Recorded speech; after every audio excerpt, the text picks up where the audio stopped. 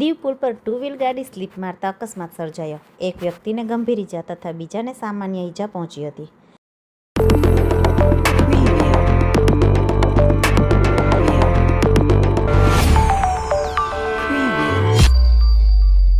કેન્દ્રશાસિત પ્રદેશ દીવના જૂના પુલ પર ગાડી સ્લીપ થતાં અકસ્માત સર્જાયો. ગાડી પર ઉના તાલુકાના ખાંભા ગામના રહેવાસી સુભાષબાબુ દેર ઉંમર વર્ષ 32 અને તેની સાથે આપાભાઈ ખરુ કામલિયા ઉંમર વર્ષ 32 આ બંને શખ્સ ટુ વ્હીલ ગાડી પર દીવથી ઘોઘલા તરફ જતા હતા. ત્યારે જૂના પુલ પર ગાડી સ્લીપ થતાં આ બંને શખ્સ ઈજાગ્રસ્ત થયા હતા. આ બંનેને સરકારી હોસ્પિટલ ખાતે ખસેડવામાં આવ્યા, જેમાં આપાભાઈ કામલિયાને પગમાં ફ્રેક્ચર તથા માથાના ભાગે ઈજા પહોંચી હતી, જ્યારે સુભાષબાબુ દેરને સામાન્ય ઈજા પહોંચી હતી.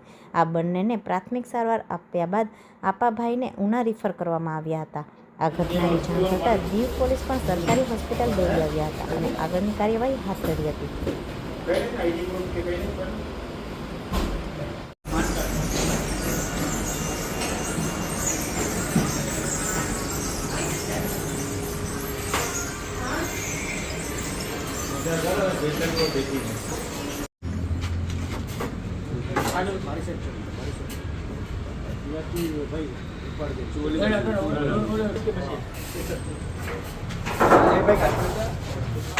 આને રિપેર કરવાની આપજે.